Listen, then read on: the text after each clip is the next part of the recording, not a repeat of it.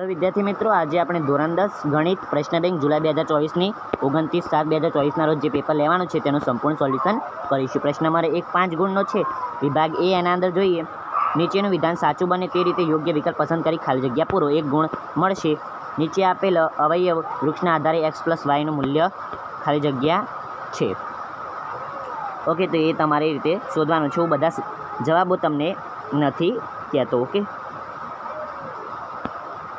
ખાલી જગ્યાને હું તમને ખાલી પેપર બતાવું છું કે જવાબો પછી આપણે આવતા વિડીયોની અંદર સોલ્યુશન સાથે તમને મળી જશે। અથવા તો જવાબોની PDF તમે મેળવવા માંગતા હોય તો આપણા વોટ્સઅપ ગ્રુપ અને ટેલિગ્રામ ગ્રુપના અંદર જોઈન થઈ જજો, ત્યાંથી તમને મળી જશે।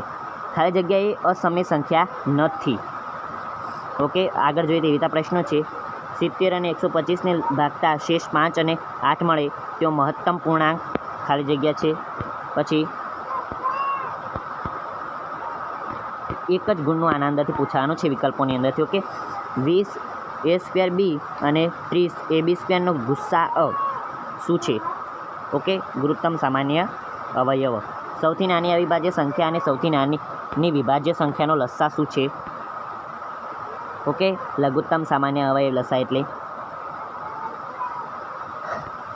નીચેનું વિધાન સાચું બને તે રીતે યોગ્ય વિકલ્પ પસંદ કરી ખાલી જગ્યા પૂરો। 1 ગુણ છે। લસા 2x 3x અને 5x બરાબર જ્યાં x એક ઘન પૂર્ણાંક છે, તો એના અંદર જવાબ લખવાનો છે। બે પૂર્ણાંકો 3/4 પ્રમાણ છે અને તેનો લસા 120 છે, તો તે બે પૂર્ણાંકોનો સરવાળો ખાલી જગ્યા થાય છે। મિત્રો, હું તમને જવાબનું સોલ્યુશન નથી કરતો કારણ કે વિડીયો પછી બહુ લાંબો થઈ જશે અને તમારી સ્કૂલનો ટાઈમ પણ થઈ જશે, એટલા માટે। લસા 23 35 અને 46 એનું આગળ ખાલી જગ્યા છે। બે અવિભાજ્ય સંખ્યાનો ગુસ્સા શોધો। 98ના અવિભાજ્ય અવયવ। પછી વિધાન ખરા છે કે ખોટા તે જણાવો। 1 ગુણનો છે। ગુસ્સા 32 અને 81 એક કોઈ પણ ગુરુત્તમ સામાન્ય અવયવ। ઓકે, એના અંદરથી કોઈ પણ બે ઘન પૂર્ણાંક a અને b માટે ગુસ્સા 1 ગુણ્યા b અને તો સાચું છે આ તો। આગળ વર્ગમૂળમાં 3 માઇનસ વર્ગમૂળમાં 5 વર્ગમૂળમાં 3 વત્તા વર્ગમૂળમાં 5 એ અસમય સંખ્યા છે। આગળ સમય અને અસમય સંખ્યાઓના સરવાળા કે તફાવત અસમય હોય તો એ રીતે જવાબો તમારી રીતે સોલ્યુશન કરવાના રહેશે। હું તમને ખાલી પેપર બતાવું છું કે 3.14 એ અસમય સંખ્યા છે। વિભાગ નંબર બી છે। કોઈ પણ એક પ્રશ્ન પસંદ કરી વિભાગ બી તૈયાર કરો। 2 ગુણનો છે।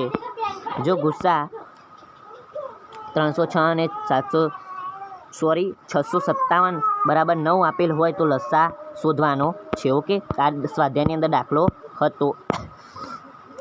લસા બરાબર જે ગુણાકારની અંદરથી ભાગાકારના અંદર જશે। ઓકે, આગળ સમજાવો 7 ગુણ્યા 11 ગુણ્યા 13 વત્તા 13 અને 7 ગુણ્યા 6 ગુણ્યા 5 ગુણ્યા 4 ગુણ્યા 3 ગુણ્યા 2 ગુણ્યા 1 વત્તા 5 એ શા માટે વિભાજ્ય સંખ્યા છે?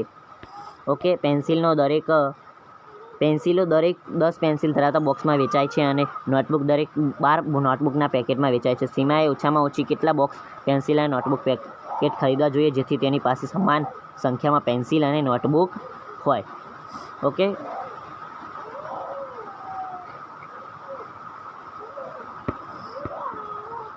આગળ જોઈએ।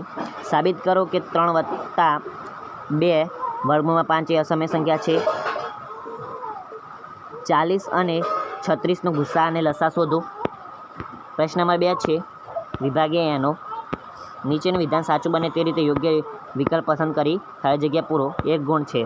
આકૃતિ બહુપદી x બરાબર px નો આલેખ આપેલ છે। આ બહુપદીના શૂન્યોની સંખ્યા શોધો। આ બહુપદીના શૂન્યોની સંખ્યા શોધવાની છે। y = px નો આલેખ તો 1 0 2 0 3 0 છે। ઓકે, 3 જવાબ આપણને મળી રહેશે। ઓકે, સુરેખ બહુપદી px x બરાબર 2x - 5 નું શૂન્ય શું છે? તો 5/2। ઓકે, 5/2 ત્રીજા નંબરનો વિકલ્પ આવશે। દ્વિઘાત બહુપદી px બરાબર -x² વત્તા 3x + 4 નો આલેખ ખાલી જગ્યા મળે। કેવો આલેખ મળશે એ તમારી રીતે લખવાનું છે। ઉપરનો તરફ ખુલ્લો પરવલય, નીચે તરફ ખુલ્લો પરવલય કે સીધી રેખા, નીચે વિકલ્પો આપેલા છે।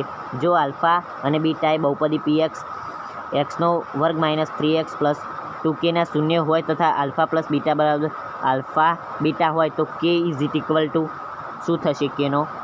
ઓકે, બહુપદી py બરાબર yનો વર્ગ માઇનસ yને વાસ્તવિક શૂન્યો. નીચે આપેલ વિધાન ખરા છે કે ખોટા તે શોધો.